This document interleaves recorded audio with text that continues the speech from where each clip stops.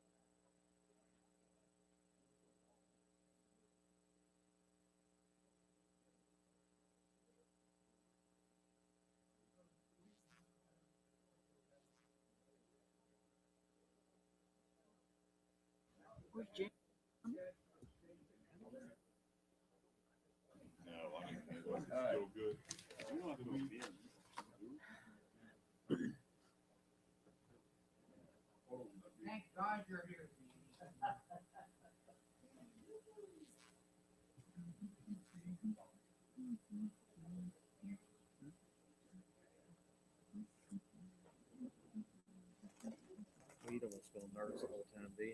Huh? He don't want to spell nerds the whole time, do you? Spell what? Nerds. Yes. Oh, okay. All right. Matter to me. I'd like to call the Board of Supervisors meeting to order. As always, let's start with the Pledge of Allegiance and a moment of silence. I pledge allegiance to the flag of the United States of America, and to the republic for which it stands, one nation, under God, indivisible, with liberty and justice for all.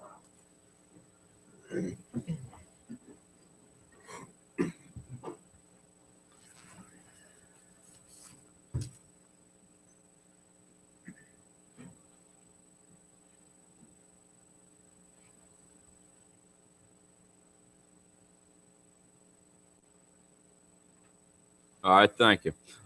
We do have a quorum. I'm sure Mr. Jewett will be here promptly. We do need to adopt an agenda. Understand that we're working off of a different agenda and we need to amend. Mr. Yell?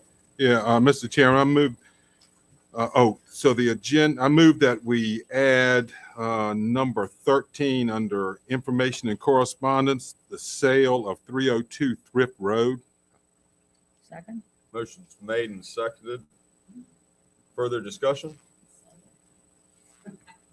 Anything else we need to add? No, sir, Mr. Chairman. Anybody? All right. Motion made and seconded. Further discussion, all in favor signify by saying aye. Aye. Opposed, same sign. And now, Please. Mr. Chairman, I move that we adopt the amended agenda. Second? Motion made and seconded. Further discussion? Hearing none, all in favor signify by saying aye. Aye. Opposed, same sign. All right. As always, let's start with public comment. Public comment. Okay, I'm Joe May. Yeah. Edlin. I'm just happy to see VDOT here. And I appreciate whatever they can do. And the road's already turning to hell. And I can't wait for those April showers. Thank you. Thank you, Joe. Other I'm Doug Farmer. I'm General Manager at Shenandoah Springs Ministries in Haywood. 41 years. Not the young man I was when I came here. Very grateful for the support and the wonderful love and affection that I've felt from the Madison people. Had a wonderful working relationship with VDOT. Came tonight out of some familiarity that some of you may have with our operation. Thanks to people like Dustin, who's been there, Hardy and Jonathan. Very appreciate always what VDOT has done for us. There is a concern that we have, not only for the entrance to our ministry, the main road at Stagecoach Lane, washes out terribly. I called on VDOT to do some fixing for us. We've had some frustration and confusion over that. But we're very grateful for what VDOT has done for the last 40 years to help us. Upgraded our entrance in a couple of places. We're right now at this point. We have tremendous problems with erosion, washout, and part of the problem was led by a project that VDOT worked on and came tonight just to say thank you for what's been done in the past and promise of what's been done for I hope for the future. Thank you, Mr. Farmer. Thank you, Mr. Farmer. Oh, yes, sir. I'm Danny Bigfoot. I also live on Wheel Road, and I appreciate the things that Fox done, but we need possibly get the road tar and chip. All them ditches we got up there is really causing a lot of erosion, causing problems. One end alignments don't come cheap, so something that we can do to make it better will sure be appreciated. Thank you. Yes, sir. Thank you.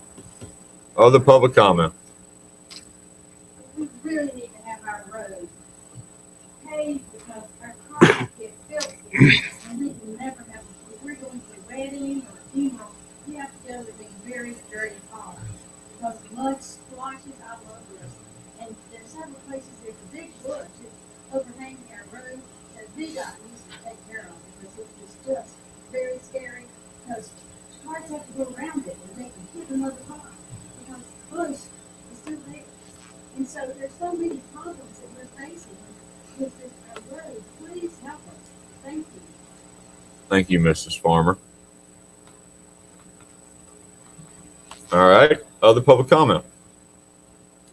Livingston, do we have anybody watching us?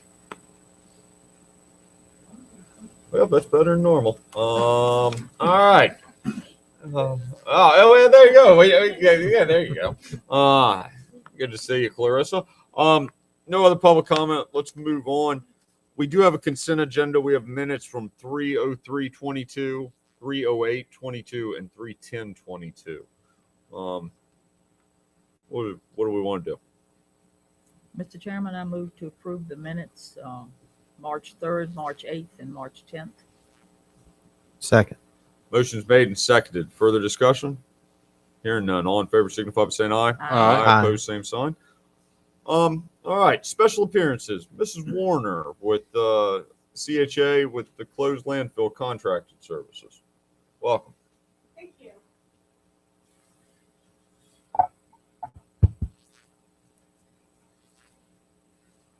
Thank you for having me today. I wanted to give the board an update on the requirements of both the closed landfill and the transfer station, the solid waste management within the county. Wanted to introduce myself. My name is Sandy Warner, and I'm the project manager with CHA, and we have been assisting the county with the post-closure care as well as various environmental consulting services at the solid waste at the transfer station. So you can see the requirements there. I wanted to review what the requirements are. These are regulatory requirements. These are requirements for every closed landfill in the state. You're required to do groundwater monitoring twice a year, landfill gas monitoring 4 times a year. You have a leachate collection system where the leachate gets collected and then hauled off to a wastewater treatment plant. You're required to maintain the cap over the closed landfill. You're required to demonstrate that you're going to pay for the post-closure care. And then you're also required to disclose who is your contact people and who are your responsible officials. I did want to make you aware that the solid waste management regulations are currently out for public comment. They've been revised, Amendment 9. And most of the regulations have to do with siting new landfills. Most of the changes to the regulations have to do with siting new landfills. So as a transfer station operator, they do not impact you. However, there are some additional requirements that will come into effect when these solid waste management amendments become promulgated. And the first one is related to landfill gas. And right now you have a gas extraction system, kind of like a vacuum. It pulls the gas out away from your property boundary and vents it into the air. And the last several years, probably the last about 5 years, things have been working very well. You should be generating less gas as your waste decomposes. So hopefully we continue in that pathway. However, if you do have exceedances, if you get landfill gas levels above the minimum explosive level, then you will be required, it's a new requirement that you notify your adjacent property owners and you monitor any adjacent buildings within 500 feet of the property boundary. The second new requirement has to do with emerging contaminants in groundwater. And so DEQ is adding additional parameters to the monitoring list. If you go back one page. And this is where it's going to impact the landfill the most. There are 4 monitoring wells. Right now, everything in those monitoring wells are below any health concern level. You're in what's called assessment monitoring, where you monitor to ensure that you're not impacting anything off-site and that you remain below those action levels. They're going to be adding PFAS and PFOAs, 1,4-dioxane and hexchromium to the sampling list. These are parameters that will be added once the EPA or Virginia establishes an action level, a contaminant level. It probably won't happen this year, but it will happen within the next few years. And there's some additional analysis costs associated with that. And there also may be additional actions required depending on the levels that are detected. Right now, we don't know what that level will be. The EPA has action level or it's not a maximum contaminant level. It's a health risk level that's at 70 parts per quadrillion. And we anticipate that the MCL will be something around those. That's for the PFAS and PFOAs. They're not things that we have sampled for before, so we're not sure what levels we will get at. But once it becomes a requirement, you'll have to start monitoring for them twice a year. And I have some estimated costs just based strictly on lab costs associated with what that might increase per well. And there's 4 wells that are sampled twice a year. And this is out for public comment. Those public comments end on the 15th of May or the 16th of May. And there's a web link there if you wanted to make any comments. The next page has to do with the transfer station. This is your active solid waste. You're taking in waste at the transfer station. You're putting it in a trailer and you're hauling it off to an offsite landfill. These are a summary of the requirements of that transfer station, including maintaining an operations manual. It gets certified once a year. There's some data that gets reported about the waste that you take in, the waste that you take out. Again, you have to disclose who your responsible officials are. It does require that you have a licensed operator, and that it's required to disclose who that licensed operator is. And then you're required to, again, demonstrate that you're going to pay to close the facility if you no longer operate it, and that you check to make sure that the waste that comes in is authorized solid waste and not hazardous waste or another type of waste that would not be allowed in the landfill. So that's a summary of the requirements. Do you guys have any questions for me? So it's going to cost us with these new regs coming out by the EPA. It's going to cost us an additional $2,500 a year. Correct. Awesome. Yes, ma'am. And Please that's, proceed. and that's just for the monitoring costs. There's potentially Oh, we won't have that. corrective actions that could be required. We don't know because we've never sampled for them before. PFAS and PFOAs are chemicals that you are getting a lot more attention. They're in aqueous firefighting foam. They're in a non-stick like Teflon. So they're quite ubiquitous. It will just really depend on what the action level is and what we see in your landfill. Fortunately, you don't have a whole lot of industries that have used your landfill in the past, so that does make it a better outcome. Good. Thank you. Any other questions? Yeah, I got it. Please, I've got go a couple, ahead. Mr. Go Chairman. ahead. So, Ms. Warner, so you're talking about the exceedances and well monitoring. Mhm. So my question is, as the landfill ages, would we what's the likelihood that we would expect exceedances or issues with monitoring the wells? It looks like the longer it goes, the less likely that we would encounter something. Or is that Correct. opposite? So historically, you have had levels in the groundwater that have exceeded action levels. And we saw that once that landfill was closed and the cap was in place, the cap acts kind of like it slows infiltration from getting in there, and it slows the migration of contaminants. So once that cap got on, 5 or 6 years later, we were able to get everything back in compliance, just what they call monitored natural attenuation. And they allowed you to step back in your monitoring requirements. We were able to reduce the number of wells and reduce the number of parameters. So we would anticipate that to continue. If you look, your post-closure period ends in 2029, so you're required to continue this monitoring until then. And then there's a process that the state has to allow you to stop monitoring because they assume that you're past the period where there may be risk involved. all right? Then we can turn it into a park. Yeah, Like- absolutely. Like Virginia That's what we Beach. did with Virginia Beach. Now trash. Mount Trashmore, that's right. Let's see. My other question. If you go back to that one. See that financial assurance Mhm. there, Ms. Warner? So we need to annually demonstrate to ensure that the money is available to close the facility when required. So we would close the facility now in 2029, right? Well, this one is Oh, I'm for sorry, your that's for the transfer transfer station, but there's also financial assurance required for the landfill. So do we know how much we should have to have set aside for that, or Is it closed now? The landfill is closed, so the financial assurance that you're demonstrating is that you are going to pay for the post-closure care, the monitoring.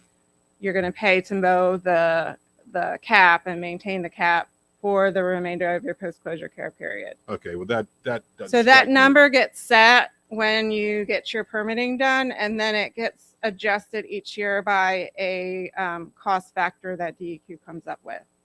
Okay, and that's for then the your- old landfill The side. landfill and the Okay. transfer station. That closure simply just includes hauling off any waste that might be there, and then like power washing the facility to clean it. And there's So a it's a- transmittal letter that gets issued from the county to DEQ. Uh-huh. I think it may come through your office or Robinson Farmer or Cox, but I do know there's a transmittal letter that speaks to that. So it's just Yeah, it usually comes from sounds the like financial this is auditor. sort of maintenance routine stuff year after year, and not like we have to have hundreds of thousands of dollars somewhere set aside. How much are we paying CHA? Anybody know? Give me a minute, I've got my expenditure report. Well, very Do good. ya? That's the way to be. That's the only questions I had, Mr. Chairman. Anybody else have questions? Ms. Warner, tell us about your map, or maybe the pictures in the PowerPoint we have, or Okay, what would you, where do would you you want to like go ahead go? to the pictures? I just wanted to give you an idea, in case you haven't been to the landfill or the transfer station, what it looks like. So this is Beautiful. the closed landfill. This is the area where waste has been disposed of and buried. Half the landfill occurred before there were regulations, so it does not have a bottom liner, and the other half occurred after regulations fell into place and does have a bottom liner. That concrete circle in the middle is one of your leachate collection points, where a tanker truck will pump it out when it gets full. How often is that? It's about once a year. Okay. Next. Rain varies, correct, your volume? Correct. Mr. Chairman, it's $40,000. A year. Yes, sir. There you go. Thank you. Next. All right. This is your gas extraction system. So this is kind of like the big vacuum. The under the dog house there is a motor that sucks the air out of the ground, the methane, and controls it and keeps it from going towards the fence and the road. So what you have is essentially a barrier between the landfill on my right, if you're looking at the screen, and the road on the left. Next slide. This is a scale house where cars that bring waste to your transfer station are weighed in. And that is how you assess your fees for any commercial customers. It's also how you keep track of what goes in. And the trucks are weighed as they leave, not at this scale necessarily, but they're weighed so that you know what comes in and what comes out, and that gets reported to the state. And then here we are at the transfer station itself. Cars come in, a roll off as well. They dump on the floor, and then you use machinery to push it over the wall into the truck. Next slide. You also have an area where citizens can take bag trash, and instead of putting it on the floor, having you load it into the truck, they can drop it over the wall into a separate trailer on their own. In addition, I think that's the last picture, but okay. So we have some recycling collection here as well. This is for scrap metal, and I believe the trailer includes tires. And then you also accept wood waste. And so part of that gets, I think it's every other year, it gets mulched, and that also counts towards your recycling. You're required to demonstrate a 15% recycling rate, and that helps towards that number. We're doing it every other year or every year? I think it's every year. Here lately, it's been every year. I was out there the other day. There's a lot of stuff Yeah, and it's free brush month this month. And we do that twice a year. Good. But it does help count towards that 15% threshold, recycling threshold. So it's All right. $14,000 line item, just so you know what the shipping Yeah, cost. there you go. All right. All right. Questions for Ms. Warner? Ms. Warner, thank you very much. You're welcome. Yes, ma'am. All right. Fine looking pictures. Old business. Town UDA, Jonathan.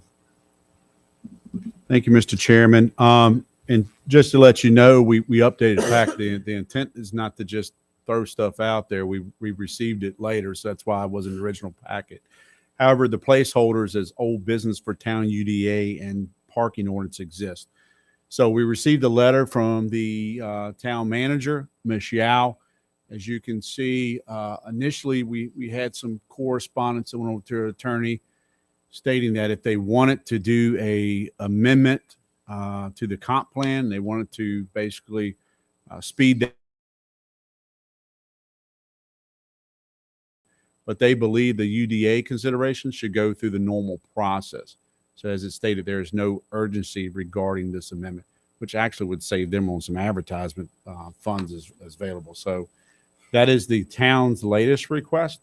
And again, you have given direction to the Planning Commission to take up UDA designation for the town in any areas within the county that may possibly fit that description.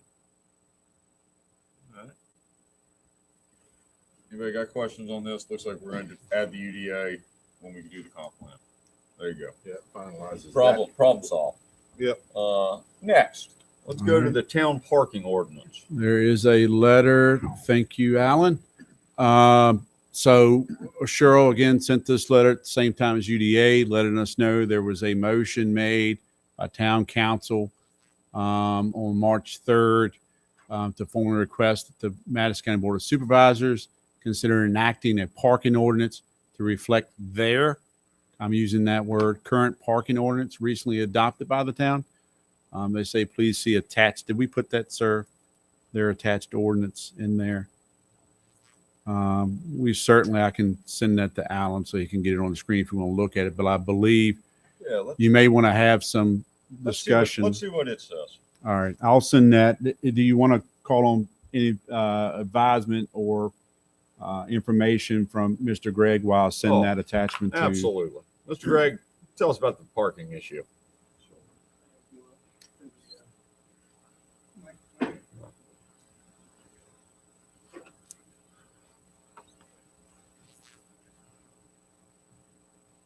For the benefit of the people who have not been following this issue, what has happened is the town perceives that it has a problem with parking in the town of Madison. One of the difficulties that they have run into is getting enforcement of their parking regulations. They are passing the ordinance that we will see in just a moment. They have asked that the county pass a parallel parking ordinance, the purpose of which would be somehow to enable the sheriff to write and enforce parking regulations. One of the challenges we have is something, and Virginia is not the only state that follows the Dillon rule, but there are specific limitations in terms of what a locality can in fact do. And regrettably, the state has an ordinance that says that sheriffs cannot cannot enforce parking in localities. I think it's 40,000 or fewer people. It may be 60,000. I'm speaking off the top of my head to some extent. So one of the things that the county would need to do is contact our legislators, our state senator and state delegate, to affect this change. My understanding is, and I have, referenced this to Mr. Sipe, who is the town attorney for the town of Madison. He is looking, I believe, for a way to work around this issue so that we can enable the sheriff to write these. If they can find a way to do that, then at that point, I believe it would be appropriate for the county to consider this. But I think that that is a significant impediment to passing an ordinance that is otherwise unenforceable.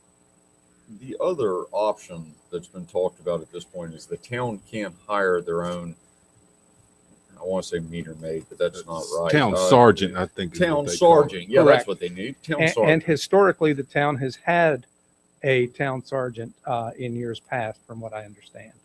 That is correct. Who was the last Can y'all town hear me, by the sergeant? way? Jim White. Okay. Jim White. There you go. Okay, so that's where we stand until we get some clarification. And again, Mr. Sipe may have that clarification, and I could be delinquent in reading my email.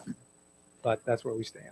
And I think, Mr. Chairman, if you want, we're trying to the town, Ms. Yao and, What? why am I forgetting the name here? Willie. Thank you, Willie. Well, I was Mr. going to go by Lamar. the last name. Mr. Lamar? They Yeah. have requested a meeting at least with Mr. Jackson and myself to kind of give us their update. I'm sure they're still going to request the parking ordinance, but there may be some additional follow-up we need to give you. If we cannot enforce parking, or the sheriff cannot enforce parking, it seems, and Don't even waste we our don't time. need a sergeant. We've got enough staff. I would think that we I can shouldn't do go it. down this path. Yeah, exactly. All right. What did he say? He wants to do it? Yeah, absolutely. In my hat. I may pull my tongue out of my cheek. Yeah. So we really, it seems like there's just no reason for it. If Mr. Sipes can figure out a direction to get around this, then maybe that's a play. But I Right. mean, And I think until we hear clarification from the town attorney, this is where we are with it. We will just keep it as old business, Mr. Chairman, as a board, and unless you give me further direction. what do you all want to do? You want to leave this on there for a little bit, and then we'll see how it all materializes. I don't think the county ought to have any part in it. I agree. It's not a county problem. It's a town issue. Yes. I have. I'm fine. Go ahead, please. No, I mean, the only issue I see on that, Charles, is when you have county people, in town, and there's a few places up by the courthouse, down across from the drugstore, down in front of the old hotel, that county people come in there and they cross the street too. So it is But it's dangerous. They can hire some. I mean, they had somebody before, and apparently that was enforceable. Yeah. With that person, so they could do it again. The only one I've heard from one person on this specifically, and that was Mr. Beach, and we've had long conversations. And the thing that he is complaining about, as far as the county side, is that we can't enforce handicap parking spot people parking there. And my comment always to him is that we have pretty good people in Madison, and they know that those spots are reserved for people that have need for that. And it really is not an issue. He brings up the one spot in front of McDonald's and somebody wouldn't move or something. I don't know what the deal is with that one. I don't see it very often. But other than that, I mean, other than And safety McDonald's could have there, come out and told them to move. absolutely. That's their responsibility too. And the other comment that kind of goes to this is that the sheriff spoke at the town council meeting a while back, and he was talking about how if he was going to enforce or was able to enforce parking, the signs would have to be modified. In a lot of cases, they're incorrectly posted, and that makes it harder for him to enforce such a thing. But it looks like we can't do anything anyway because we don't meet that population threshold. So it's kind of a no deal. And again, Mr. Sipes may have found an exception that was not obvious on my first read through the code. Y'all want to leave it, or do we want to do like a motion, or what would we like to do here? I move we remove it from the old business agenda. Second. All right, motion's made and seconded. Further discussion? Hearing none. All in favor signify by saying aye. Aye. Opposed, same sign. There you go. Done with that. New business. Ms. Shepherd, welcome. Tell us about the 6-year road improvement plan. So, Mr. Chairman, Ms. Shepherd, as you know, is the residency engineer. She's also here prepared for the 6-year road plan, plus the quarterly report that they normally give on a quarterly basis. Welcome. Thank you. Good afternoon. Good evening, Mr. Chairman, members of the board. I am Carrie Shepherd, the resident engineer for the Charlottesville residency. We manage Albemarle County, Greene County, and Madison County. So before we get to the secondary 6-year plan portion, I'll just run through a quick quarterly update for you. Next slide, please. So as far as our preliminary engineering projects, the Smart Scale project previously funded 29 and 662 Arcut at Shelby is still well on its way, still scheduled to have an advertisement date of August of 2023, so about a year and a half away. And then, of course, Pratt's Roundabout is being considered right now for submission into this round Smart Scale. Pre-application is the first step. I believe that's already being worked on or considered. And then next step would be the actual application in the fall with the scores coming back early next year. And then that's when you would know if it's funded or not. Next, we have bridge replacements. These have generally not changed since the last time I was here. Still looking at 2024 for the 2 bridges on 707. I did add another bridge replacement project that has come up recently. It's Route 749 Moon Road over Hughes River. Also a couple years out, scheduled for construction in November of 2024. Is that the one, the low water bridge that's down there? Where is No. Moon? Where is The Moon Moon? Road? It's, it's going up Nethers. All right. There's a real sharp curve where there used to be 2 churches there, and the Moon goes up. It's not a low water bridge. All right. Okay. All right. Thank you. All right. Please. Okay. So next, a quick update on our rural rustics. Forest Drive is complete.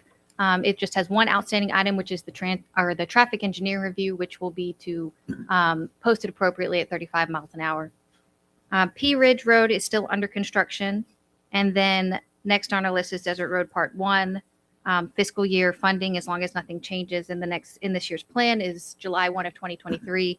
So we will be requesting a resolution to get that one started, depending on the outcome of the secondary 6-year plan. Next slide. As far as traffic engineering updates, we completed the speed study on Twyman's Mill Road. We determined that the road should be posted at 45 miles per hour, so we will be posting those signs in the near future. Next on the list, Route 230 and 626, it was approved for a scenic byway. So we are in the process of ordering those signs, getting them fabricated so that we can install those. The plan is to install them at the beginning and end of the byway, and also every 5 miles along the route. And as I mentioned before, Forest Drive is still under review for that speed limit. Next slide. So you pave it, and then you got to put a speed limit on it. Yes. It does look very nice. Yeah. Good. It really does. Thank you. And just everybody knows how hard the snowstorms hit us back in January. So I wanted to give you a quick update on our debris removal efforts. We did get started in Madison a little bit later. We had some equipment issues. But right now, the crews are working on Route 230. They should finish that this week. And as you can see, we have completed some routes, but we still have some outstanding. We expect to have the debris cleaned up within the next month, as long as the weather cooperates with us. So, Ms. Shepherd, if somebody sees debris in a certain area, they call your office and report it, and y'all put it on the list? Yes. Okay. And depending on the severity, we're trying to get the ones that are sticking out into the road, we're trying to get those, relatively quickly. But yes, by all means, please let us know. Oh, I've talked to a number of the crews that I see around Etland, and they are working hard, and it's a mess. It is a lot. Yes, it is. What about the large bush that Mrs. Farmer spoke about? Is that during the mowing in the summer that we trim those type of things, or? I mean, we can review it now. I didn't get a road name, so I don't. Whippoorwill, but it's on during 25, 26, but large bush that I guess they wanted to address. Yeah, I before mean, then. yeah, maintenance request. I can let our area headquarters know. Yeah. Thank And you. now that you mentioned that, I'll pause for a moment for any other maintenance related requests before I then go into the secondary 6-year plan update. I think that y'all got to Turner Drive. That was the one we were hearing about, and it sounds like that one's in better condition, I guess. Anything else? I just, will these roads of debris removal, I'm thankful for Lou, and I believe you have a former news media person that's an information officer now, but they put out a weekly update. I just didn't see any of the Madison stuff. So I sent back and said, hey, I'm sure you're working on it, but So will this go in their weekly update that they send out? I think it's like Friday or Saturday. Yeah, that's a good point. I can make sure that we include that. Because I think some of our media picks that up as well. And it's just a good way to let them know, look, Matt, they're in Madison. We know that, but they see it on the list. Okay. Thank you. Anybody else know of anything that needs to be addressed? Please proceed, Ms. Shepherd. Okay. So part two, we sent a secondary 6-year plan about a week ago that has since been updated. I got an updated version yesterday. That what you're seeing right now is the most updated version, but I will preface it with it is likely to change. But for now, this is what we're showing. From the version that you had a week ago, I believe your total was around 1.85 million. So this is slightly higher. It's showing 2 million. So what was adjusted is fiscal year 23, 4, and 5.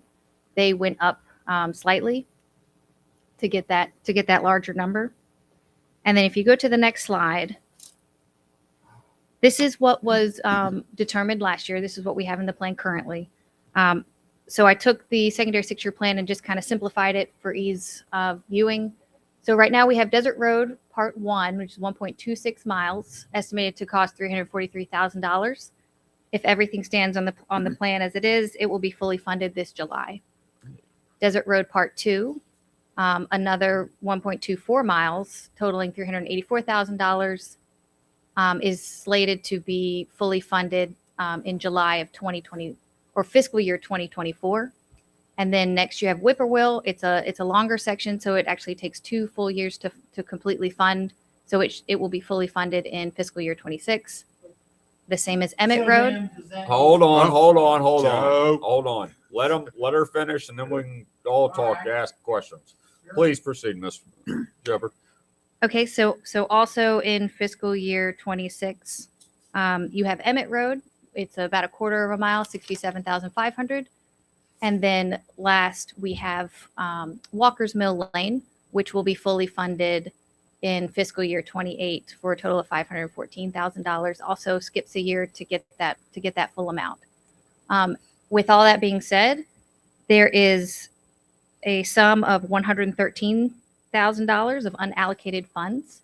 So you can either choose to pick a road to add to the end of the plan.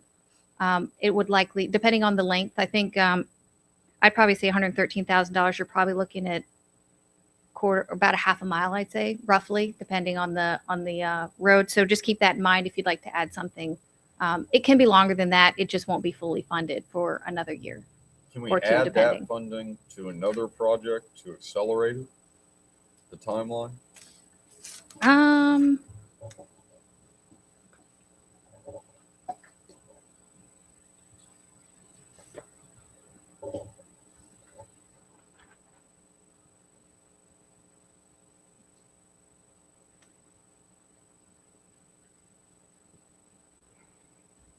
It doesn't look like 113 would be enough to accelerate based on the figures I'm looking at. So like Desert Road Part 2 is going to be partially funded this July, but there's still a remaining balance of $260,000. So it would not be fully funded. Whippoorwill, $552,000. That's kind of a big one. It does take a little over, well, it takes 3 years to fully fund, with the majority happening in fiscal year 25 and 6. I guess you would have the potential to accelerate Emmett Road, because that's only 67,000. And then, of course, Walker's Mill, that's another hefty price tag on that one. So short answer, I think, is yes, Emmett. Yes, ma'am. All right. So is the way, Ms. Shepherd, the way this works is, well, you can't get started on anything until it's fully funded. Is that? Essentially, yes. Okay. I mean, there's some things that we can do. We can start scoping and do the environmental review and drainage review. But as far as construction, we would likely need the full funds. All right. Mr. Chairman, may I, Please. point of privilege? Yeah. Ms. Shepherd and definitely Mr. Dawson as a new member, would you mind just take a minute to summarize your criteria? So I know there's vehicle trips per day that you look at to maybe qualify. Can you maybe just kind of cover that a little bit for Sure. everyone to kind of understand how you derive potential roads to your list? Is that Sure. okay, Mr. Chairman? Please, by all means. So essentially, the road has to require minimal changes to the grade, to the drainage, and not have any severe vertical or horizontal alignment problems. Because it's essentially we're paving what's existing. We like to have 16 feet wide. 18 is preferable, but we have done 16 feet. And as far as trips per day, the road has to have at least 50 vehicles per day on it, with an expected maximum of 1,500 vehicles a day. So we ask that it's recognized that the road maintain rural nature and not be like a location that you're expecting a lot of development or increase in traffic flow. And those are the major things. I'm trying to think if there's any other big piece that I've missed, but it's essentially it's not a construction project. So there's not big changes we can do. We just take really what's there, and then hard surface it.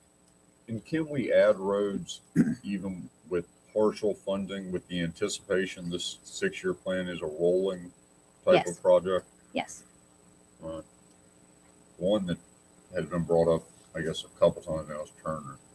And they would like to go down this path as well, but it looks like it's going to be, I don't know, what, 29 and 30, I guess. And that's 0.7 miles, Mr. Chairman, Oh. that segment of road. Yeah, well, good. All right. Do we have other questions? Where would you like to go now, Ms. Shepherd? If not, we're going to take some questions from the audience. It's up to you. I mean, again, this is what was determined last year. Yep. So it is obviously your call as to if you want to change priorities or, add roads, delete roads. But this is where we stand now. Since we can, do you want to try to accelerate Emmett? Yeah. What would you like to do? That covers it. Yeah. Yeah, I think we accelerate it. If we tar and chip, I mean, does that save us any money, or are we That's what they're wasted? doing, Is that what you're doing, tar and chip, or is it actual pavement? Well, I'm glad you brought that up. We have been kind of doing a little bit of a pilot over the last couple of years. Joel D'Annunzio started it right before he left, and he was actually using asphalt. And Okay. so we've been doing that. We did that last year. I will leave that up to you. Obviously, you can get more life out of asphalt. It's more expensive. But what we have found, especially in rural communities, is that the surface treatment doesn't hold up as much with heavy farm equipment. So there has been a preference in other localities to maintain asphalt. It is more expensive, but there are pros and cons to each. Yeah. So I'll leave that up to Would that accelerate any of this? you. Potentially. Are all of these asphalt? I believe that's how we took the estimates. Okay. All right. I can check on that though, and I can also check on with our programming department to see where we can move Emmett if we can accelerate it. Mr. Chairman, Please. Ms. Shepherd was, I believe the sense of direction you were looking for, depending on what the board decided tonight, you were going to request a public hearing, I think for the second April meeting. So Yeah. just towards the end, I know the chairman has a direction of public comment, but please remember to make that request and Y'all, they can vote on that. what would y'all like to do? Would you like to have a public hearing on this in the second meeting in April? We probably should have a motion. So the second meeting in April, Mr. Chairman, is April the 26th, All right. and that starts at 6 p.m., sir. Thank you. Mr. Chairman, I move that we hold a public hearing on the 6-year secondary road plan scheduled for the 26th of April at 6 o'clock. Second. Motion made and seconded. Further discussion? Hearing none. All in favor signify by saying aye. Aye. Opposed, same sign. All right, that one's knocked off. Do y'all want to try to, I mean, and it's just based on citizen request, the Turner Drive. Do you want to add that one to the list? What do y'all want to do? Or do you want to have Ms. Shepherd study it and come back with some data? Shouldn't they probably do that? Yeah, let's do that. Is that a possibility? Yeah, if we could review it in the field first to see Awesome. if it's eligible, then yeah. Absolutely. And maybe we can even get you a rough estimate on cost. That work for everybody? You know any other roads? That's I one. know Mr. Jewett mentioned, was it Gar Mountain? I haven't looked at the traffic count on that though, sir. Just stop taking Sunday drives. Yeah. All right. Yeah, it's a terrible road. My wife loves it. I know. That's why I drive on it on Sundays. One of my favorite parts When of she's not going to be on it. No, drive on through. Come on, bounce around. All right.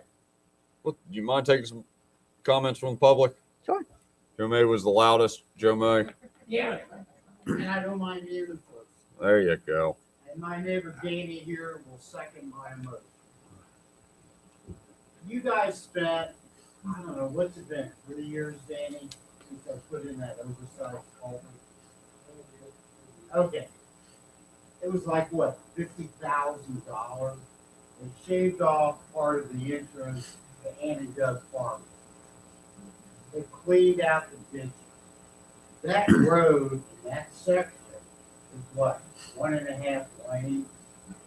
It's like a stop sign when I come to their entrance. Because these people come barreling down the road. They don't stop. And I'm not going into the ditch. And Danny's that way too. And you're not cleaning out these ditches. And that's a big problem, isn't it? Very big problem. I can see the ditch lines, where that one world says 2.4 miles, I know. I'm at 9.15. Where I live at, I'm exactly 3 miles from the farm. I think of that road probably exactly 5 miles long. Yeah. All the ditch lines, there's underground springs that do come into the road. I've seen them. I've dealt with them. All the gravel, when it gets spread down after a snowstorm, a rainstorm, whatnot, it all goes back into the grass, back into the ditch. And need to say, just above my driveway, there's a washout where it comes across the driveway and runs into Tom Weeding's property. And I'd probably pull out $15 for those driveway, just to put in my driveway because it's free gravel. It's wasteful gravel. And he doesn't live on Leather's land. No, there you go. Well, good.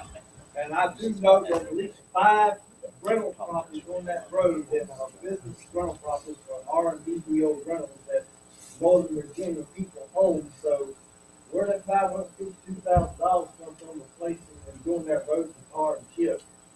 Maybe some of these Northern Virginia people that got these rental properties going to start helping pay for the roads they're driving on, and next to the other people that come from DC, Fairfax, Maryland, all these places. I've seen people from Ohio driving these roads, and when they drive our roads, they're running 50 mile an hour down these dirt roads. I've seen them do it. I'm going 25, they come past doing a dust pile, eating silt on the road dirt. Sooner or later, some of those will help you to eat the road slip. Hey, something's got to be done. If the ditches are cut out, possibility all the water will run down where it needs to run down instead of in the road. If you're only gonna do 2.04 miles, I don't even think that's half. That ain't half of it. So, please start at my end of the road. As I've said before, where Desert and Whippoorwill start. Because the other side, God, I don't know how many tons of. Well, where Desert and Whippoorwill starts is all the way to asphalt, then it stops. And it was all the way there where the Champagne did it breaks into asphalt again, then a piece of dirt road, then asphalt again. Then there's one part of Champagne Road, all dirt road, all the way around the road, all the way back to the road. You know, I don't know. A lot of ditches up there are all stopped up with gravel, they're just putting in. But I don't know what y'all's waterway is actually, how much waterway do y'all have in each land on the property y'all normally supposed to have when you cut the ditch? We probably only have a 30-foot prescriptive And easement. what you want is 50. I mean, it always helps. A prescriptive easement is really just giving us the right to clean within 30 feet, but Right, technically right. the landowner owns up to the middle of the road. And, I mean, I've been on that road for a long time, and 50 foot's fine with me. I mean, like, it don't take much for a machine to go up through there and clean the ditches out so the water will go into the Chesapeake Bay. Well, I've I Oh mean, my I God, know- EPA. I know EPA's on, but anybody in this country knows, anybody that's common sense knows, water purifies when it runs over rock. But part of the worst part is the silt that comes in the gravel that washes it, Chesapeake. I hear it all the time, all these orders, oh, we don't want Chesapeake room. Well, no, nobody wants Chesapeake room, but we like to have nice roads like y'all got. See, you don't do crowns on these roads. They're just flat. And the water just washes off. And then you don't clean the ditch. All right, all right, All right, so I'm done. okay. Yeah.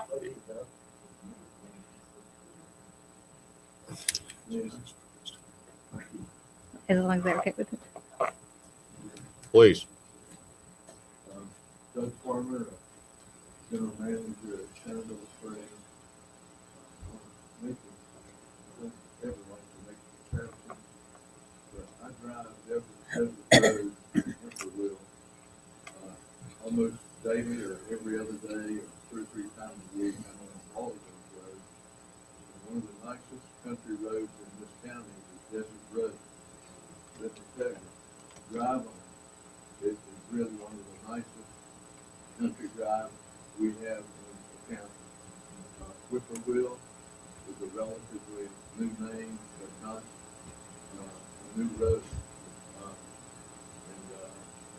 I know you have had, technically, the road number is in road number 603. And it is named Whippoorwill just in our, can't believe it. For 41 years, we've been involved in the ministry known as Shenandoah Springs. And we have a wonderful turnover of traffic. I couldn't tell you how many cars hit the first quarter of a mile. I need to be speaking to those that have, or Danny that have, because they're wonderful neighbors. But Danny is referring to something. We have one neighbor there where the road is flat and just only a quarter of a mile track driveway that goes up to our ministry. And our road into our ministry is 5.8 miles because there are 2 main entrances once you get up Stagecoach Lane, which is the main driveway that we have leaving Whippoorwill and going up to where our campus is. And besides our family, almost for the most part year round, although during the pandemic we've been closed down basically for almost a year and a half, and have lost quite a bit of our revenue. But we're still operating. We're making a wonderful comeback because we have had a lot of support not only in Madison but outside of our normal guests that come in. But a good year for us, we might have between 4,000 and 5,000 people at some point come to our campus. Either young people and children, adults that come for all kinds of retreats, basically built on character building and supporting this wonderful country is what we are about primarily. We have men and women troops that come, and they think they're doing pretty well, have done, so they get out to some of the problems that they're running into. Danny has expressed to you. It's where our driveway begins kind of halfway in between these 2 residences and neighbors. But one of the neighbors that I just talked to this week and invited to the meeting tonight said, Doug, you will not believe, but when the road, when it rains, the road is so flat that the water has no place to go except into my yard and down into my basement. But anyway, this is serious. About, and then my wife brought to our attention something caused by natural cause. I feel positive that the heavy winds that we've had blew this tree down on the fence line is just tremendously loaded with all kinds of bramble bush, briars, black red bushes, and taking up causing more than half of the road. Is this the bush? What you've got here. I think that's what they're doing. All right, so we got some brambles. What you've got is right now, people, in order to avoid not running into the brush and hurting their vehicles, is hitting somebody coming up on a partially hidden curve, coming past Joe's house and Danny's house. But my concern for our ministry is that that's where we leave Whippoorwill and come into our driveway. I've worked with wonderful people at VDOT going back to John Coates. They fixed the entry coming off of Whippoorwill to our driveway. It was in terrible condition. Trees, briars, overgrowth, rock, stone, the bank that has been filled up and opposite landscape and rock has been put in place to maintain the soil. But when they finished the project 2 years ago, to kind of contain some of the erosion that goes down towards Joe's property and right into Daniel's driveway, which a lot of times he's got nothing but mud up to your ankles or worse, just to get across the bridge and to get up the hill where we all, of course, maintain our own driveways and we maintain the road to 8 miles and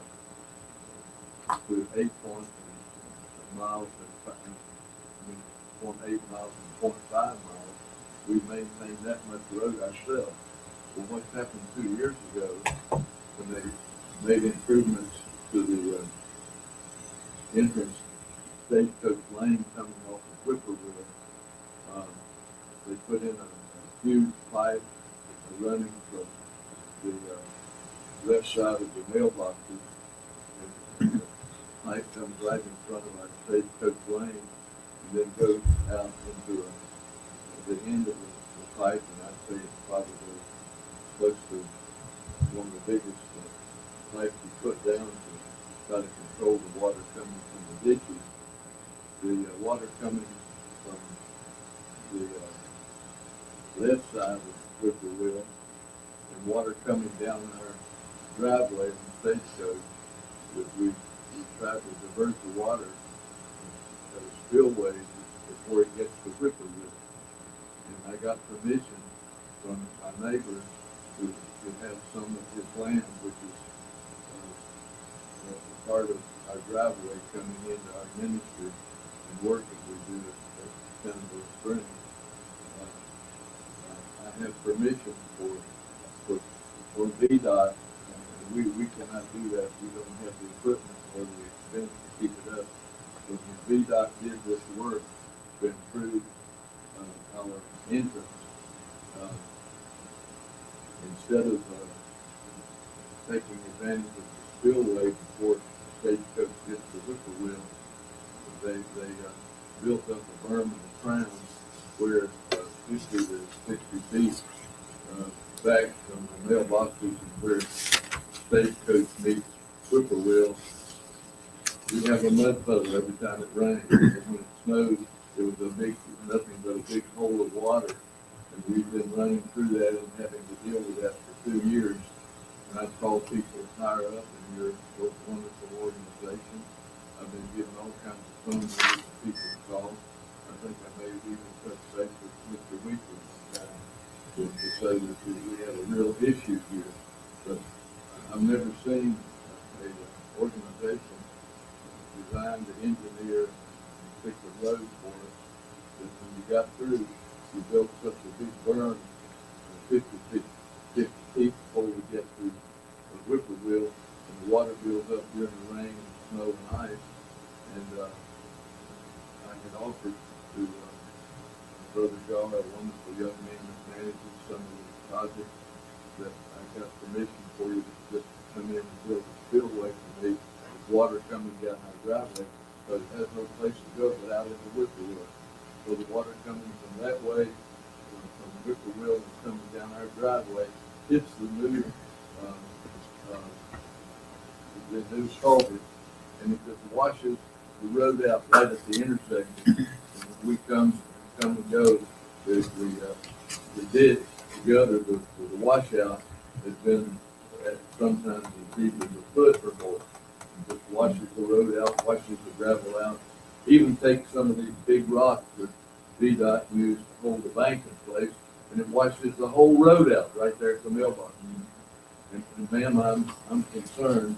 I see your picture up here.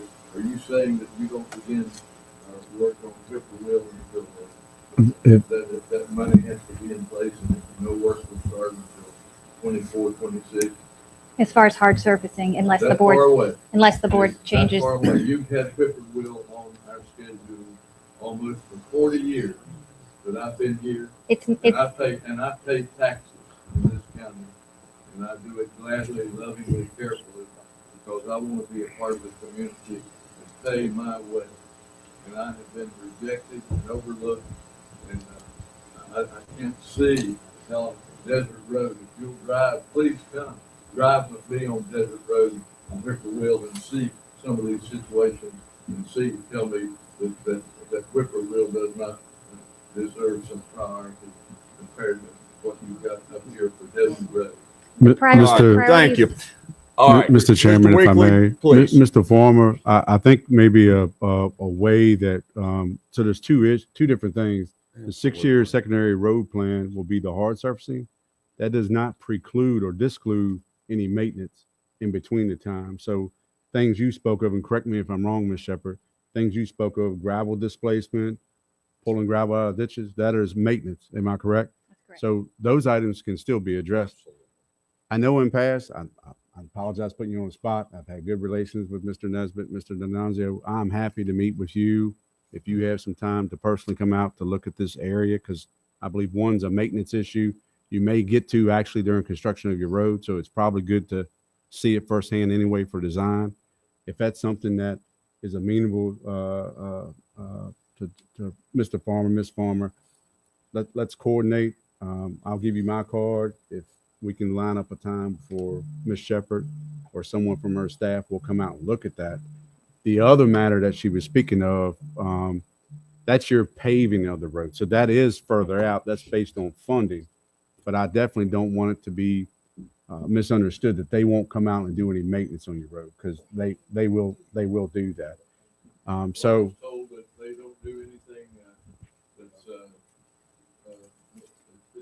you have a right of way, 50-foot right of way that cannot be. No, they're going to continue doing maintenance. It sounds like we got some ditches issues. We got some very large overlying issues that potentially and hopefully are addressed during the 6-year plan. But there also needs the brambles or large bush or whatever the heck it is on the fence. Sounds like that needs to be trimmed back a little bit, especially if it's causing a hazard to traffic. And the other side, it probably needs to be graded and pull the ditches a little bit. Is that something we asked you about adding? I forget what we added to the maintenance schedule earlier, but is that something we can add to them as a maintenance request? Yeah, we can review that. Excellent. Yes, definitely. All right. Other comments? Yes, ma'am, Larry.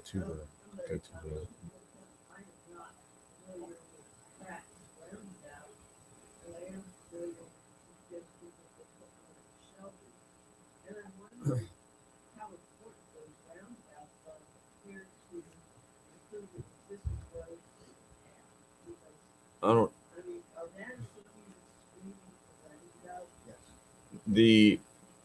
At Shelby, there's never been talk about a roundabout. It's a J turn. No, not roundabout. J turn. Like it Culpeper in front of the Dodge dealership or the gas station or whatever that's there. And how are the funds going? And that's a different funding stream. That's the smart scale stream, correct? Yeah, that's And right. where are we at with funding on that one? It's fully funded. Ah, In a so when are they previous starting that? round. It is set to be going to add in August of 2023. All right. Public that's, hearing has passed, and so we're moving on to the next steps. But yes, that's fully That funded. one's coming soon. The one that we applied for, the roundabout at Pratt's, that we have applied for 2 years now.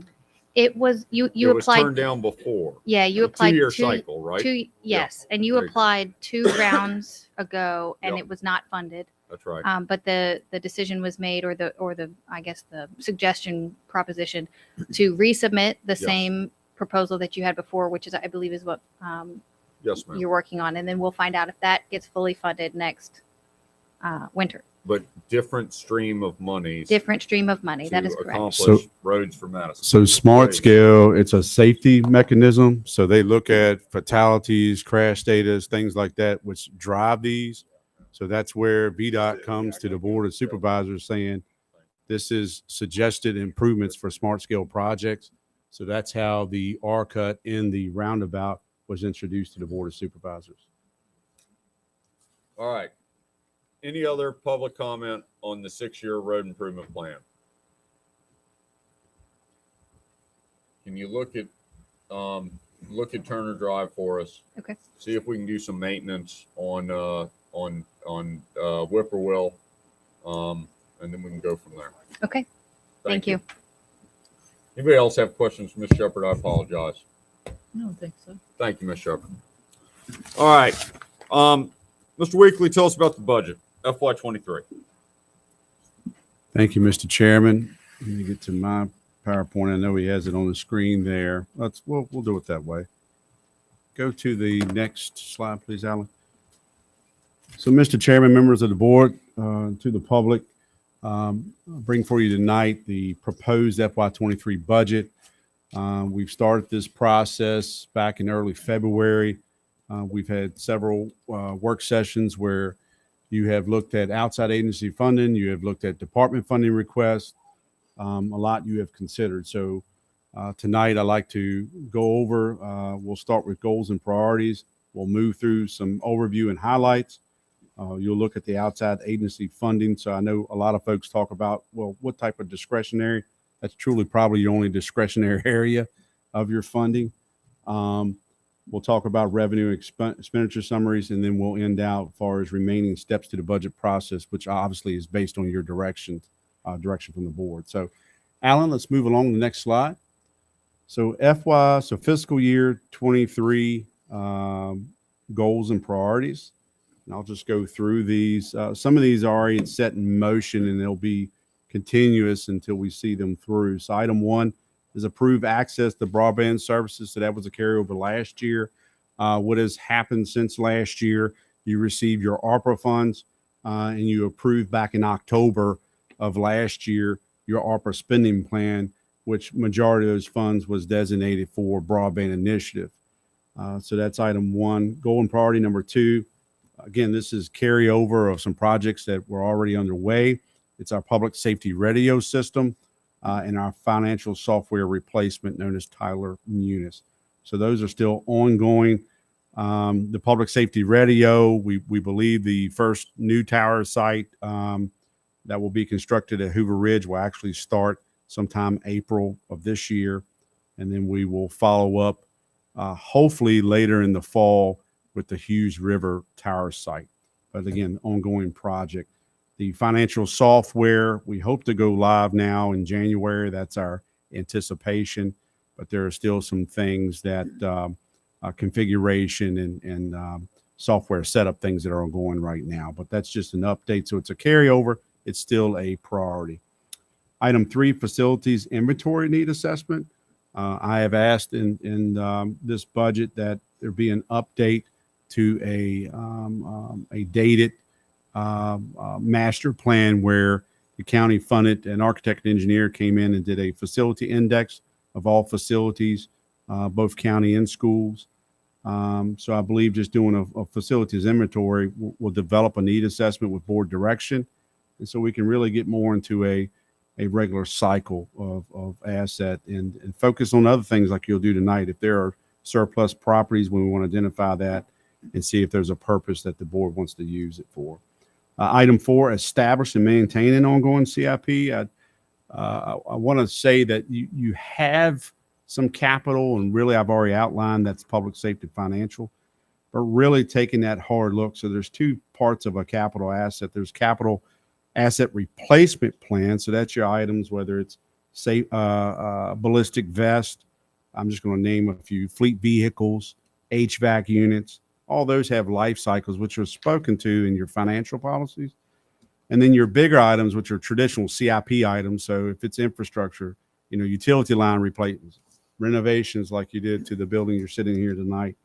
But it's really going to help us, I think, later on in the year. I plan on requesting us to have a work session to talk about fund balance and policies and maybe pick away at some of the potential ongoing CIP needs. So those will, again, it's a goal and priority.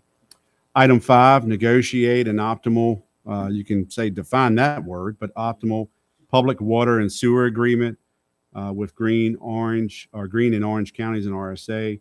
As everyone is well aware, Greene County, of the 3 county membership to RSA, has requested to withdraw. That is still ongoing. We are actively working in that negotiation process. So that will stay on as a goal and priority until we see that through. And then item 6, increase human resource support and employee assistance. Some of this was carryover, but I got a little more, refined it a little more to spell out what that means. So provide and encourage adequate training and certification. We put an emphasis on that in this budget, that staff needs to be trained, need to have certification. So advancements, there's one thing to give COLAs or performance review, merit type things, but to give a pathway to advancement, there are some certifications. We've seen those happen in Treasurer and Commissioner of Revenue's office, but this will kind of go hand in hand when we get into public safety grades with our first response agencies, but also any other areas where certifications are needed. Part of 6B is provide more benefit contribution for employees. I'll get into that momentarily, but the board has, in this draft budget, allowed for additional things such as COLA, more employer contribution to the healthcare costs. And then lastly, develop an incentive program and public safety pay scale. So I may have got a little bit ahead of myself, but public safety, it's different. And you can see that across the board. There may be some like positions and structure as you look at lieutenants from one function to the other, but this is also an initiative to be competitive, not competitive with Fairfax or nothing like that, but really look at our close neighboring counties, whether it's Greene or Orange, or Rappahannock or Culpeper, but we really need a public safety grade. I think years ago, and again, not bringing forward what that year was, there was a public safety grade level, but we currently don't have that. They're grade levels throughout the government functions and the job description. So I think it would be advantageous as we review to develop our pay scale. So those are goals and priorities. Moving along to some overview. Most of your spending, you will see this in a pie chart I have later on. It is in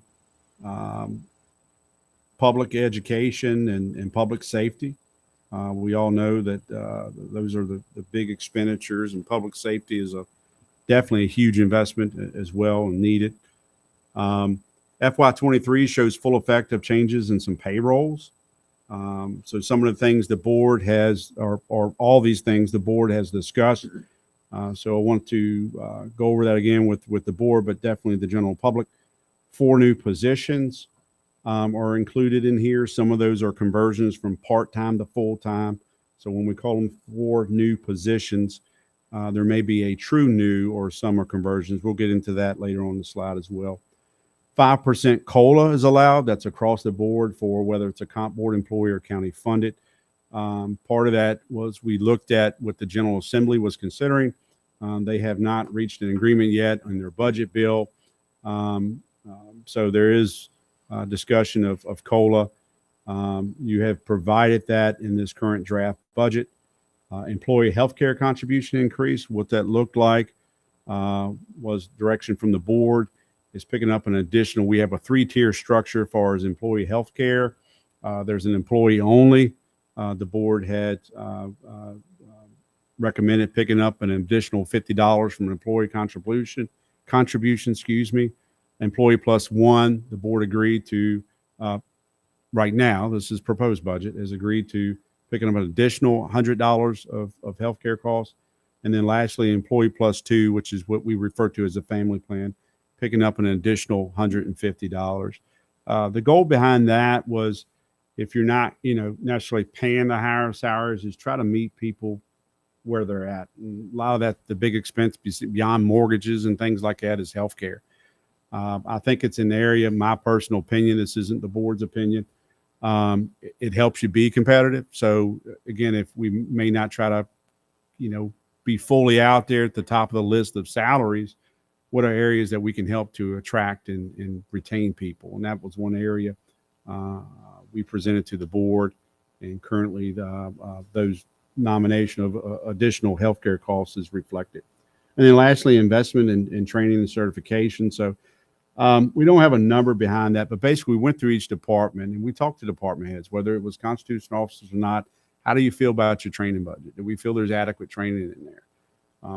Some of that was just an increase because if you go off site now for a seminar, I mean, between, meals and lodging, there's some increased costs, but we want to make sure that where it's applicable, we're not sending folks to Hawaii, but where there's training and certification, we want to invest in our staff. This is probably the biggest one. I probably should have put it in a 30 font, but the budget is balanced. It requires no tax increase, but I want to be very transparent that this does account for a balanced budget using a fund balance totaling $461,118. I didn't bring up last year, but that's significantly a lot lower. In years past, I think 900,000 or more has been used as fund balance to balance the budget. And you've generally came out with a surplus, but that is what we propose as balancing the budget, some fund balance. Moving along, please, Mr. Berry. Some additional highlights. We've talked about additional employees, health insurance, employee contribution, COLA. So now I'd like to cover contingency. You have a financial policy that requires 1% of your operating budget minus VPA. I forget the other one, Mr. Fry. CSA and your TOT funds. So when you take those away, subtract that, then that's what your 1% represents. So the $270,019 is that 1% when you strip those away. And then we felt we needed to go in and add an additional $27,000 accumulated leave. Last year, there was a $25,000 contingency just for that alone. One department alone has exceeded that. And some of this you can't necessarily predict. You'd like to track, hey, who do you think may retire within this, next fiscal year? Those things occur, or someone leaves and they have a large balance, it catches up. So we upped that by about $2,000 just to account for that. And please, at any time, members, please stop me. Next up is your highlight. These are some breakout items. So I said I would talk about these 4 new positions. The sheriff's office have requested a records management clerk. And I want to start off by saying all new positions reflect the salary plus the fringes that are included in there. So that's the number for the new records management clerk position. This is a new position. It is a full-time position. And the sheriff's office is not here tonight, but basically, FOIA requests, there's a lot of things that come through the magistrate's office. There's a lot of things now with body cams and things added. There's increased activity in the sheriff's department. It's our understanding that the sheriff's office will be going through some type of certification, accredited. Thank you, Mr. Chairman, in the next couple years. And this would help them be part of that compliant and meet that criteria when that happens in a couple of years. So the board has currently in the proposed budget has agreed to that. Moving along, the next position is converting a current part-time position at Parks and Rec, the maintenance part-time position, to a full-time. And that position was only budgeted for, I want to say, roughly 34 or 40 weeks. So this reflects an all-in conversion plus benefits. Next is a IT system administrator. And I will say next year when you go to Tyler Munis, it's just going to have a line item salaries. You won't see all this different breakout. We can give that to you, but where does that become important if you look at your summaries that will be in your budget books, when you look at IT or data processing, as it's called, you'll see information technology specialist, but that is our current IT position plus the new position. So the new system administrator salary plus fringe is $79,104. Again, a position supported by the board currently in the proposed budget. And lastly, EMS had requested a division chief position. So the way that I had discussed with the department head as well as the board is how would this position be utilized? As you know, the current deputy chief took on the additional duties of emergency management coordinator. So they have that plus deputy chief. They felt that this new position, one, it would be elevated. So they have 4 lieutenants to form this new position. They would convert. So basically, when they're ready, they would promote one of those lieutenants. So there's some salary that's already factored. This is the additional salary plus fringes for that position, which is $20,104. Moving along, Mr. Barry.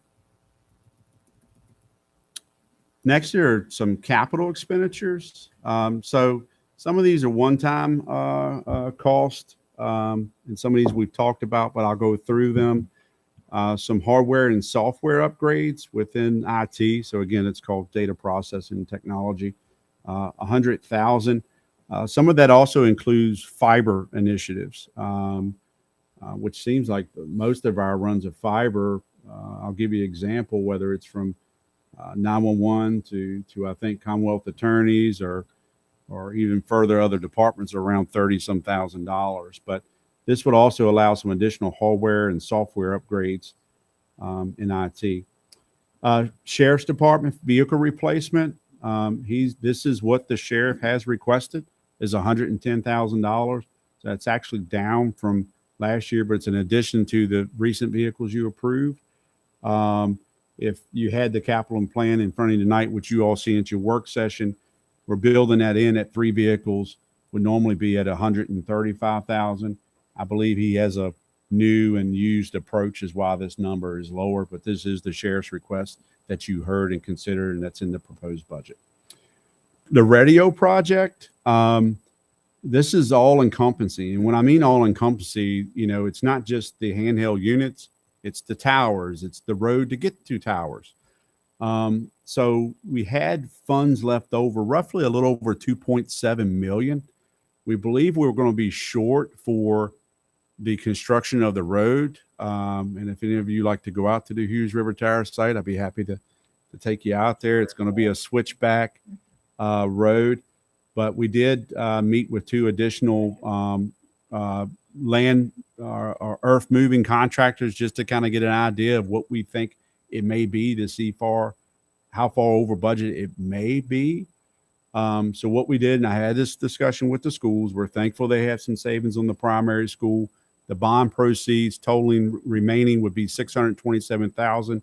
We pulled that over into this project to hopefully be able to cover the additional expense of the road. So that's why that number went to a remaining $2.77 million up to the $3,397,510 because it has that remaining bond proceeds from the school project in there. And bond council ruled that you can utilize that money for a county project beyond its original purpose.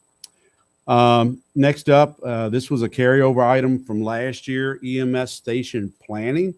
So why it's in there, certainly the board would have to give direction. Do you want to start on that? What does it look like? When I looked at that number, it was the same as last year, except for about $19,000 you all used for a site selection study, which was presented to the board a few months ago. It considered the Gate Road property and the property the county owns on Fairground Road. So we have left those monies there for that purpose, should you want to take action for engineering and things like that. That certainly won't build the station, but it would cover some engineering and things like that if you want to move forward. Facilities and maintenance, I'm just going to run through these. Some of these are carryover last year. And again, a good capital plan would really probably move some of these in operational, not capital. But there's some additional painting we anticipate. HVAC system replacements, we upped that a little bit. We are replacing 2 units at the actually at the social services very soon. But again, the updated CIP will help us with asset replacement, but that's what we anticipate. Parking lot paving, you know that Hurt and Profit did a parking lot study for county and schools. We don't see a lot of paving. I believe we talked at the board level, and I don't see any desire to do a lot of paving. You know, if anything, if you want to do some sealing of cracks and things like that, certainly, but there's some monies there for that. And also, I think we're moving to start calling that resurfacing and things of that nature. That way, if it's sidewalk, whatever, it's for those purposes. So, new maintenance garage, that is a new item on the list. Plans, drawings, none of that has been authorized. The thought process, if the board moves towards more interoperability or interfunctions between Parks and Rec and facility and maintenance, because they do some similar things, and maybe some additional labor force help when we're in off season. That concept, I want to clarify, would be to put a new, say like a 24x40 or something like that up for equipment and storage of things like paint and other things that's in the core house that probably shouldn't be stored there. But that is not fully developed. Normally the way those things would go, if it's a Parks and Rec initiative, it's still your land. It would come as a recommendation through that board to this board, and you would make a decision from there. So there's a placeholder for that. Commonwealth Attorney's Office security improvements. We did get quotes on that to bring anything from cameras to buzzers to more of a security type of vestibule. Not full-fledged like the schools, but some lower level approach. So that was presented to the board, and it's in this proposed budget. Broadband, that's your ARPA funds. So that's in there for capital. As you know, I believe the build out is through the end of 2024. We do not know yet when they would start, but there's money there for that purpose, as you also approved your spending plan. The finance, the ERP, we anticipate additional monies needed in that project to close that out. Administration, master CIP, I've talked about that. That's updating the what is known as the former Crabtree and Rawbar study. That was the architect engineering firm that did the facility indexing I spoke of. This would be to update that plan. If you've done some work in facilities, we want to make sure we capture that. So when we're looking out, recommending to the board certain CIP, or you may want to add to that list, certainly, it's based off of an updated list. And then lastly, the Sheriff's Office requested some drones. This is a new addition, new tool, if you will, in the tool belt. This was trimmed back from originally a request of 3 drones. This shows a request of 2 drones, but it's also to cover the licensing. So there's training and license involved for 3 personnel. And I believe it also covers the first year of service agreement. So that $30,000 is there. That was based on the Sheriff's Department request, but being the value, it was thrown in the CIP. Moving. No. These are surveillance type drones, so search and rescue and things like that. No active warfare. We'll defer you to Captain Estes or Sheriff Weaver. No, thanks, Danny. All right. That was part of his public comment, not mine. Next up is your outside agency funding. I will say the board has trimmed this. I don't have it in front of me. I want to say $70-some thousand. Mr. Fry can look at it if you like. I don't know if we'll go to relabel some of these. We have them as outside agencies. Historically, we have, but like the combined court, some of these things are judicial functions that I don't think any of us want a judge showing up. But the EMS council, fire department, Germanic Community College, certainly those are outside agency.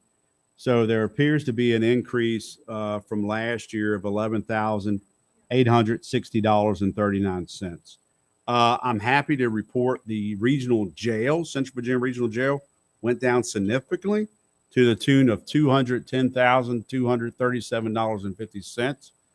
However, you had some increases. So there was a little bit, some offsets overall, you're up $11,860.39. Any questions on outside agencies? All right. Next up is your revenue breakdowns. And I want to clarify, these are revenues, but also included transfers in. So general fund, $30,647,440. TOT funding, so that's your transient occupancy tax, $112,500. I don't know if you want me to read these verbatim. The revenues on the school side, again, some of that is transfers in. That is local level funding from last year. Just to clarify for those who want to know what we're giving the schools. Bobby, you may get to it before me. I showed 26 million, but that's not all county funding. That's all. So the amount from local is $9,692,040, the same from last year. And then you have your VPA, which is your social services, CSA, which is your Children's Service Act, and some debt service funding. So that's part of your transfer in. So that's a total of $64,655,594. Let's give you the breakdown of where that funding comes from. Next slide, please. So if you look at the largest part is your general funds coming in, followed by school revenues. So again, most of those revenues are state or local. That gives you a snapshot. TOT revenue, because it's only 112,000, it shows 0%. So it's probably 0.00 something percent. You do receive something, but those are your largest breakout between general fund and school revenues. And then you see the others, the social service, CSAs, and debt service. Moving on to expenditure breakdowns. Again, I know some of these look similar, and I showed this a little differently as far as your total expenditures net of transfers to other funds. So that's $51,760,606. And then the total of the transfers to other funds is $12,894,988. So again, total expenditures, $64,655,594. So that is a balanced budget. Let's go to your breakdown and expenditures. They're going to look somewhat similar, obviously, to your revenues, but that is your breakdown. So, I mean, I'm happy to report your debt service is 3% of your budget. No one likes that, but it's relatively low compared to a lot of the other expenditures to run local government operations or school operations. Next slide. So this is just the next step. We published a budget calendar, kind of as your kickoff to the budget process. So these are the next steps, if you will, the next dates, assuming you are still in agreement with those. You all have a copy of the planned advertisement that would go out. We would send to the paper this week that would be published well beyond 7 days within the public hearing. So if you're in agreement, we would have the public hearing for April 6th. I think that meeting starts at 7. And then the budget adoption, you would hear it to consider to adopt, or actually you would consider to adopt, you would have heard it on the 6th, adopting on the 12th.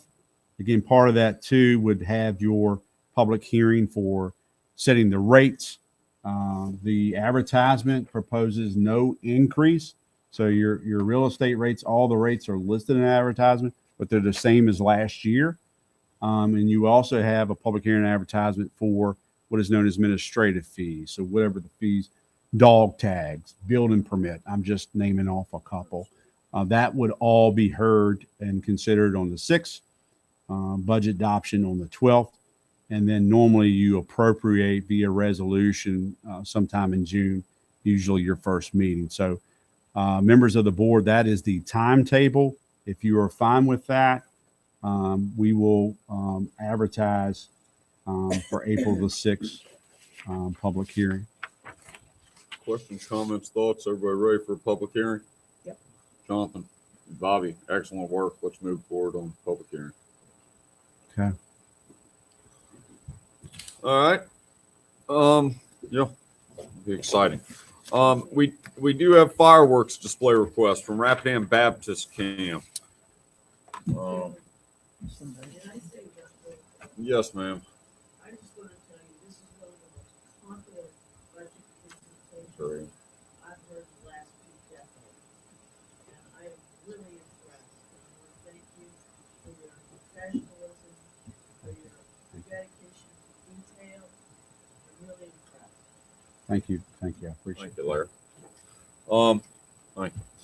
We do have a fireworks display request for a Rapidan Baptist Camp. These are fairly boilerplate. What would y'all like to do here? Mr. Chairman, I move to approve the fireworks display request for Rapidan Baptist Camp. Second. Motion's made and seconded. Further discussion? Hearing none. All in favor signify by saying aye. Aye. Aye. Opposed, same sign. All right. All right. We now have a public hearing on the disposition of the Thrift Road property.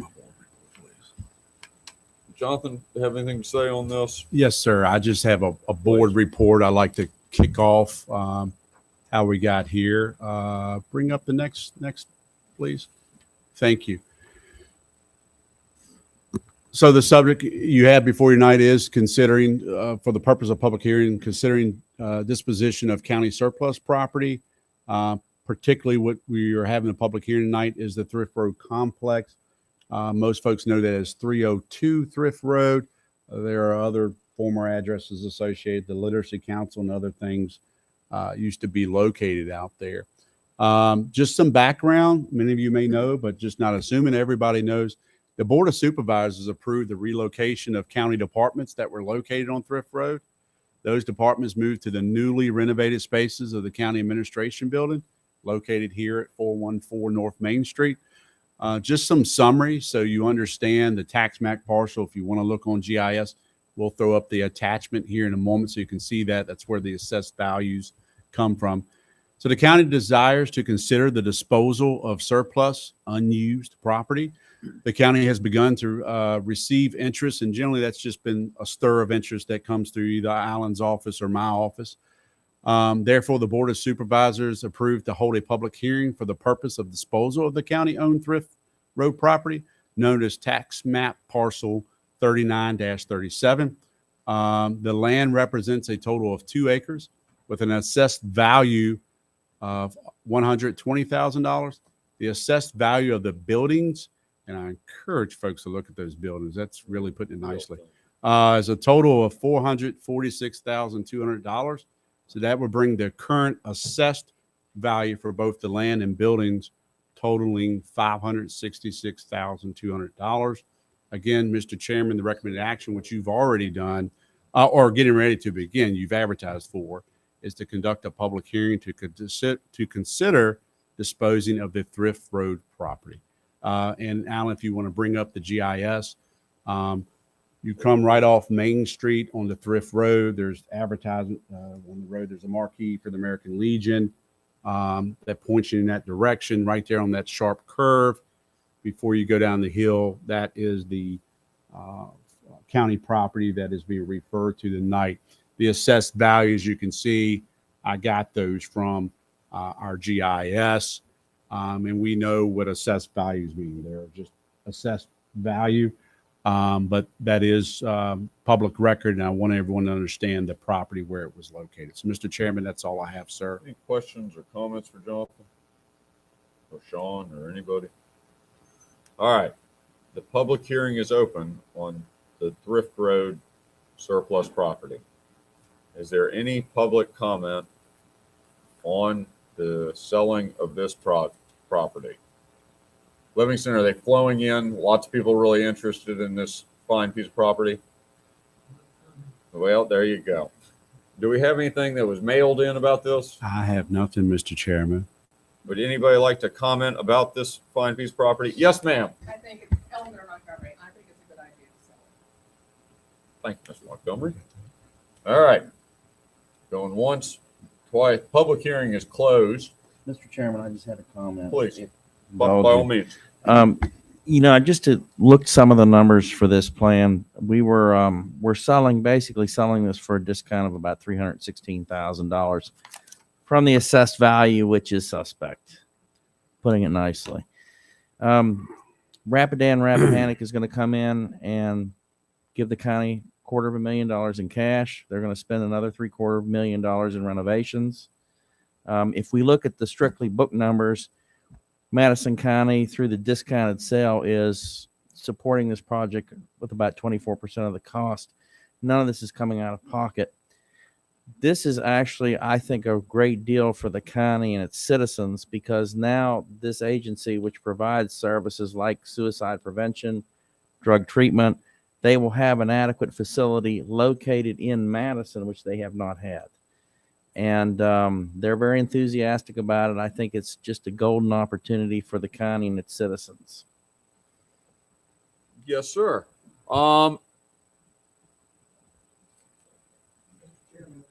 Please, let's move to number 13. Just to Yeah.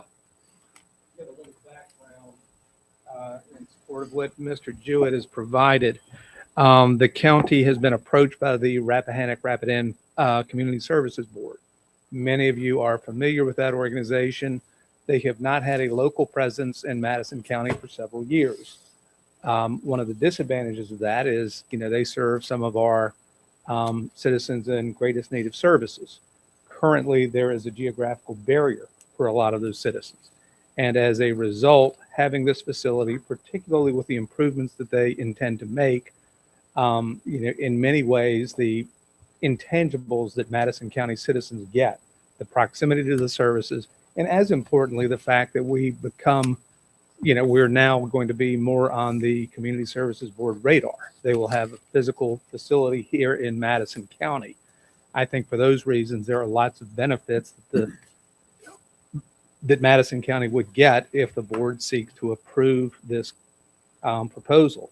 For the purposes of this public hearing, I think it is appropriate to disclose the fact that they have offered $250,000, as Mr. Jewett indicated, and they intend to improve the building pretty substantially. Having spent, I'm not going to say countless hours, but a number of hours at that facility at various times, I can tell you that the assessed value is pretty optimistic. I wish those same assessors would assess my house accordingly. But in light of those circumstances, and while I think it's an opportunity for the Community Services Board, I also think it's an opportunity for this county.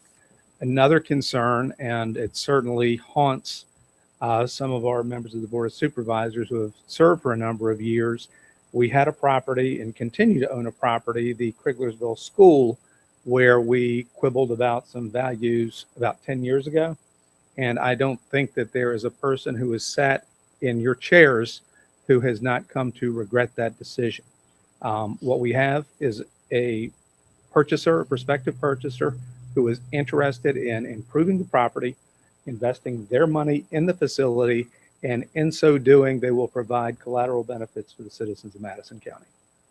Thank you. Thank you very much, Mr. Gray. And for the purpose of the record, since I've gone beyond my role as county attorney, I'm Sean David Gregg. I live on South Madison Highway near Woodbury Forest, Virginia. All right, Mr. Chairman, if I can. By all means, yes, ma'am. So I'm Clarissa Berry. I'm the Commonwealth's attorney and a Madison County citizen. I could not express more happiness and enthusiasm for this purchase. It was Halloween 2016 when Brian Duncan famously told us that he was pulling up stakes in the rural areas and was going to focus on the more urban centers. And we have lived to rue that day. This is such an important part. This transfer from the county to RRCSB was my first thought when we talked about, I think Mr. Jackson probably remembers me telling him that you should go ahead and do this. So I'm very excited that this is something that's finally going to hopefully come to fruition and provide real services to people in Madison, not just for those who I might come into contact with at work, but they do a lot of good. And so a permanent home is just wonderful. Thank you, Ms. Berry. I do remember that. And I certainly hope Mr. Duncan doesn't live anywhere here because we talk publicly poorly about him all the time. Deservingly so. Who else has comments on this? We can say that this is a subsidized purchase. I don't really look at it as a subsidized purchase. I think the assessed value is far too high for a bunch of, frankly, junk buildings. 3 of them are absolute junk, and then there's one that can be fixed and has some value, but not that kind of value. Jim McGrath with the CSB has been a breath of fresh air, especially in comparison to Mr. Duncan, and has a track record of programs that have worked, and he puts his money where his mouth is. If we can get him here, and this, I think, kind of solidifies them here, it will provide services for a group of Madison County citizens that are in kind of some of their most need. This is a big thing for Madison County to have them here. I remember Mr. LaGraff's comment when he came and saw us the first time. He said, "Yeah, everybody up at the CSB, they tell us that Madison's this far off place." And he says, "It's 15 minutes up the road. This is not a problem." He comes, he presents to us on a regular basis. Having him here and his services, he'll be here and be more part of the community. And it's something really, really good. And this is truly like a bird in hand opportunity, a real offer on a piece of property that can be used in a different way by someone else and gets off the county's books, and some tax revenue will come in from it. We do have a signed contract in front of us. You've reviewed this contract, Mr. Gregg. Any comments on the contract? 30 days, $250K cash deal. And Mr. Chairman, you have a resolution to consider. I think it's resolution 2022-3. We do need a motion for this. What's the number again? 2022-3. The resolution says County of Madison hereby resolves to sell the property located at 302 Thrift Road, Madison, Virginia, to the Rapidan Community Service Board for the sum of $250,000, and further directs Arclay Jackson, Chairman of the Madison County Board of Supervisors, to execute any and all documents to facilitate this transaction. What would y'all like to do? Mr. Chairman, I move to approve resolution 2022-3. Second. Motion's made and seconded. Further discussion? Hearing none. All in favor, signify by saying aye. Aye. Aye. Opposed, same sign. Mr. Chairman, if I may, and if I took bad notes, please get the ruler out. But I don't believe, did we take a vote? There's a smart scale resolution. No, we did not. I see it in here. Yep, This is for the roundabout that was discussed a little earlier as far as the smart scale initiative. This is a reapplication, if you will, back from 2020. So nothing has changed other than we're reapplying. We hope to have more favorable outcome. So this resolution, and it has been proof. I see Ms. Shepherd's already gone, but it has been proof to make sure all the language and what will happen if the board moves to approve this tonight, we'll include it with the application. It always strengthens when you have a resolution. So this is 2022-2. yes. Sorry, and that's why the other one was number 3. So that's what kind of reminded me. So my apologies, Mr. Chairman. What would you like to do on this one? Mr. Chairman, I move to approve resolution 2022-2. Second. Motion is made and seconded. Further discussion? Hearing none. All in favor, signify by saying aye. Aye. Opposed, same sign. All right. I think we're pretty much at the tail. Tell us about the Rabies Clinic at April 2nd, Firehouse. Yes, sir. We're very appreciative. The animal shelter, when I say hosting, they're going to be using another facility. I think Mr. Cave spoke of this maybe at his last monthly report, but April the 2nd at the Firehouse, there will be a rabies clinic. So encourage folks. I believe tourism has pushed it out on their Facebook page as well. So for those who would like to have rabies vaccinations, please take advantage of that event on April the 2nd. So it's more informational, Mr. Chairman. Also, it's worth mentioning was at the animal shelter on, what day was that? Last Friday? Yes, Was it sir. Friday? Wind and Rain, which is a Wind and Weather. Wind and Yes. Weather, thank you. Which, Wind and Weather. Which is a branch of Plow and Hearth. Generously contributed what, $16,200 and some odd dollars Yes, sir. to the animal shelter. If anybody hadn't been out there, you should go look. The first thing that kind of strikes you is that there are no animals there at all. People are adopting them out. Just, I mean, there's nothing there. They've got one dog that they are feeding and hope to adopt out here in 3 weeks once he gets up to the right condition. And that was about it. The other one is that animal shelter is not at all what I remember about driving around it when you used to go to the actual dump. And you'd see a bunch of dogs and stuff, and it's nice inside. They've got rooms for the animals can interact and make sure it's a good fit for the home. I was shocked how nice it was. Well worth going out there, and can't thank Wind and Weather enough for their super generous donation. So, Mr. Chairman, I haven't yet, but I will be preparing a letter, whether the board desires to Absolutely. have you signed as the representative for the board. The plan was at your first April staff meeting, which is when staff gives a report, it'll give a chance for your new shelter manager, Ms. Hammock, to kind of get a little more acclimated to board meetings. But that will be presented. We'll probably have some photographs that was taken out there. Mr. Jackson and I managed to steer clear of the camera, so I think Absolutely. mission successful. Yep. But we'll definitely highlight that. And as the chairman said, we're very thankful. I believe that was money set aside through their January sales for that purpose. So we're thankful for their continued support in the community. Absolutely. What a good neighbor. Other information and correspondence. Anybody have anything? Do we have any discussion?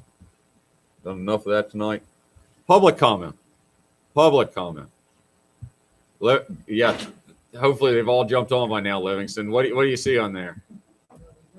They are. We're done. It's just us. All right. Is there any further public comment? All right. We don't have a closed session this evening. What would you all like to do? Move to adjourn. Motion made and seconded. Further discussion? Hearing none. All in favor signify by saying aye. Aye. Opposed, same sign. Thank you all very much.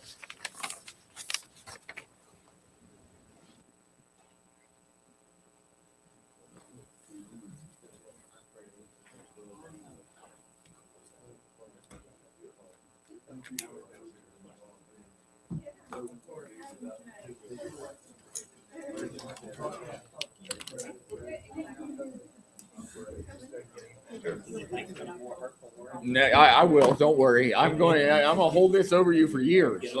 One of these days, you're gonna call me at like 9 o'clock. You'll be like, "I really need to talk to you," and I'm just gonna look at it and stare the other way.